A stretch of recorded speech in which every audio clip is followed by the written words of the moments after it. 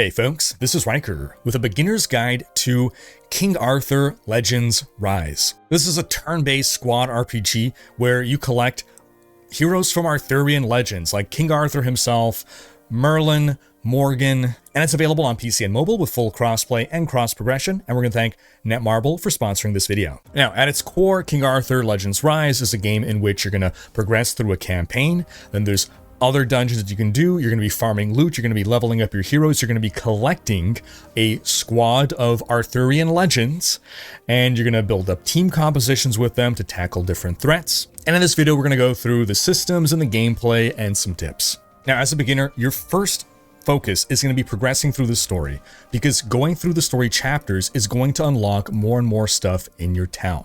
Whenever you get stuck somewhere, well, then you gotta work on improving your heroes, leveling them up. It's good to do it periodically along the way as well.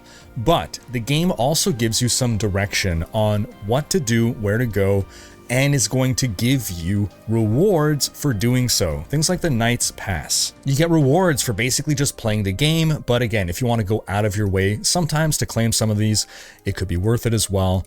Outside of that, you have your Royal Road. This in particular is really worth paying attention to. Sometimes you also want to go and see, okay, why have I not progressed on my Path of Honor, for instance? This is my bottleneck. Okay, the game isn't naturally letting me go do that, so let me go and do this to unblock my progress. Same thing with Path of Power.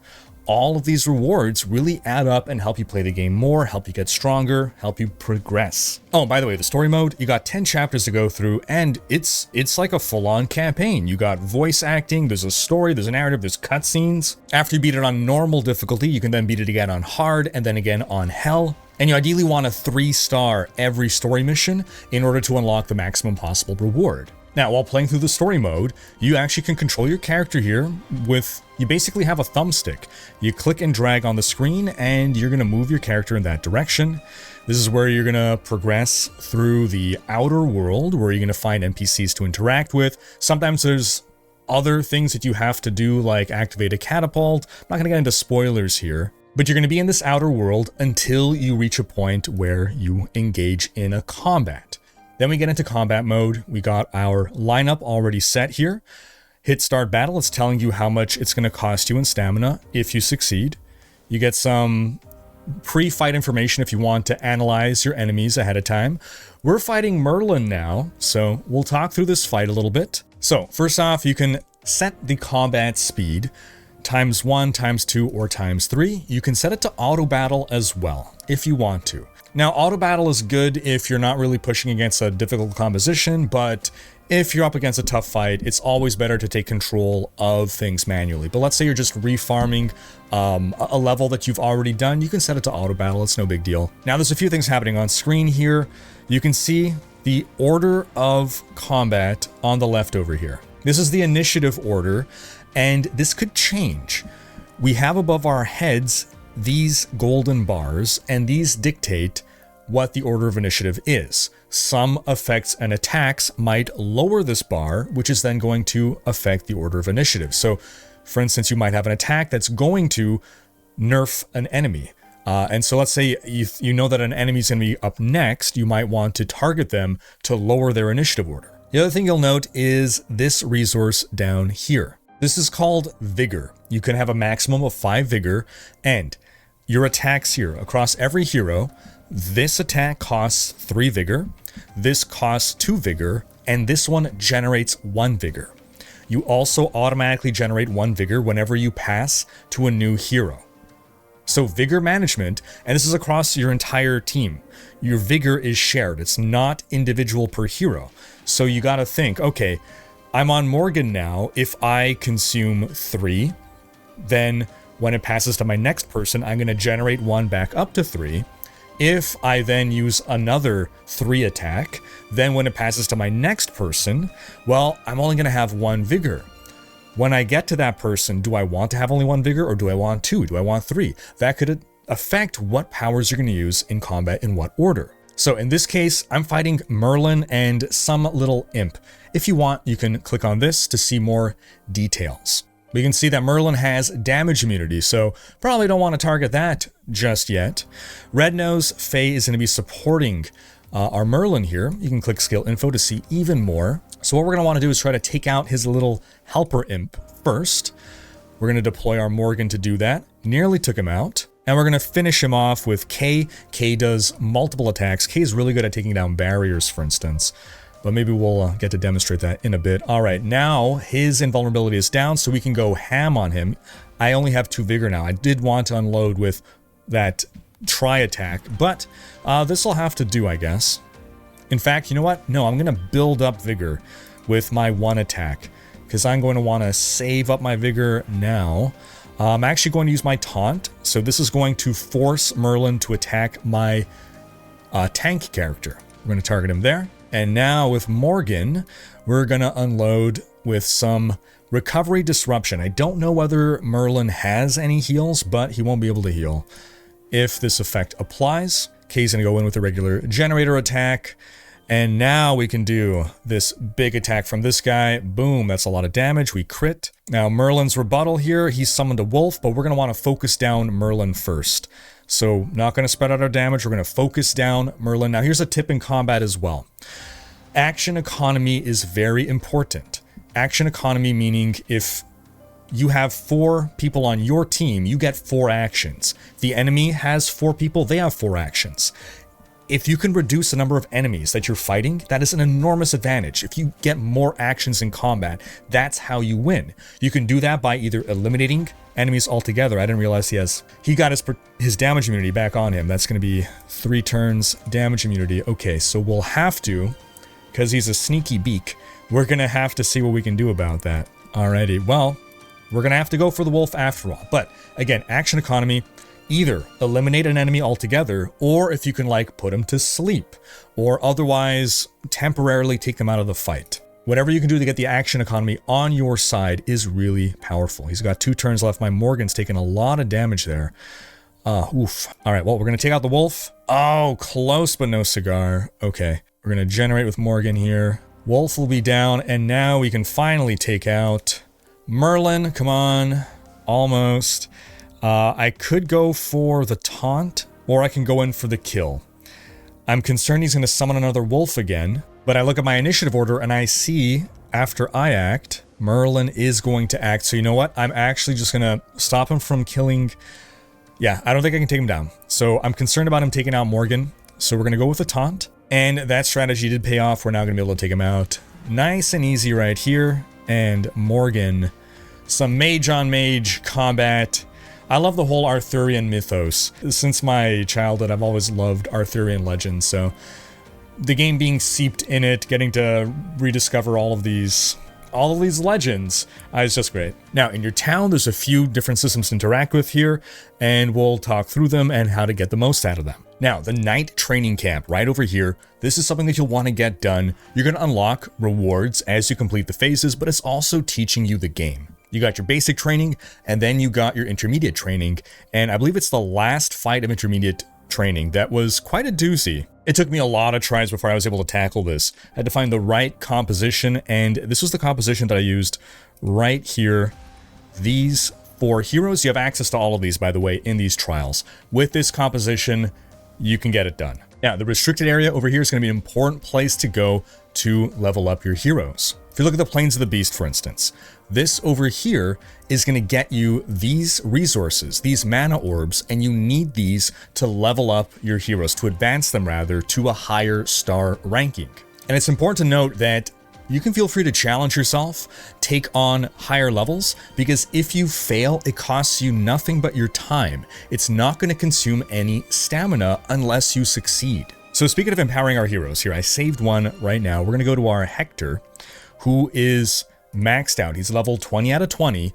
That's the max level on 2-star rating. I need to rise him up to 3-star if I want to level him further than 20. Same thing, by the way, 1-star max level is 10. And so to advance him, it's this button over here, and it requires, again, some of this mana resource, and additionally, to get to rank 3, it requires some fairy stones. Now, for anything in this game that you're wondering, well, how do I get more of this? Let's say I didn't have enough. You just click source info and it tells you, you go to the Plane of Beasts, or you can buy it at the market, or you can synthesize advanced materials. We'll get to that in a bit here, but you hit advance, and now he is 3-starred and he is unblocked. He can continue to get XP now and progress towards level 30. So you can see now, I need more of these resources. Where do I get this? Plains of the Beast, market, synthesized materials. How about this one? Through the main story, or through the market, main story on hard, and it'll tell you as well where in the main story, which chapters specifically to go for. Now, we spoke about the market. A lot of these things are going to unlock as you progress through the campaign. You have to get through a few chapters at least, but the market over here, you're going to have stuff pop in here. It refreshes periodically and you get some free refreshes sometimes. If you have the gold for it, these are generally worth purchasing. And if you don't have the gold for it, it's generally worth going to farm the gold. Where do you farm gold? Well, for instance, one source of the gold is right here in the Burning Land. One of the rewards that you get is gold over there. Now, the Mage's Tower over here, this is where you're going to convert lower tier mana into higher tier mana. So I've got a whole lot of these common orbs, but my heroes need higher tier orbs in order to progress. So this is where you can go ahead and do the conversions. Then the Forge is where you fuss over gear. So first off, you can just buy equipment. I wouldn't just buy anything though. You know, if you're missing certain equipment, again, it's going to be random and you can refresh it as well. But once you find, some rare gear, for instance, that could be worth looking into. Also, sometimes it might be part of a set. So you can see here, this is a 4-piece set. And the 4-piece set bonus is 30% attack. Here's a crit set, 2-piece set bonus, crit strike rate, increased by 17%. So it's not just about getting good gear, you also want to try to find the right gear sets for the right hero. Depending on your hero, maybe you don't need crit strike rate, maybe you want health instead, maybe you want more defense. Now note that once you buy this gear, it's going to generate 2 to 3 stats upon obtaining it. What if you don't get stats that you want? Well, that's where the change stats menu is, and you can feel free to mess with this. You got a lot of resources. It's not too expensive to do this. So you can see my stats here, for instance. My 2-set bonus is the crit strike rate, but I've got attack over here. So if I wanted to change the stats to better make them suit the hero that I want to equip, I can go ahead and change that over here. In your codex, you can find all of the heroes that you have, as well as all the heroes in the game, period. And whenever you find a new hero, it's going to pop up here. You click on it to get some reward for collecting. Now, you'll notice that heroes have different icons under their names here. By default, every hero is of a certain elemental affinity, either fire, wind, or ice. Now, you can find additional weapons for them that are going to offer alternative skills, number one, and elements. So if we take King Arthur, for instance, his default is fire with Excalibur, but I have found the Breath of Diana. This is a different weapon.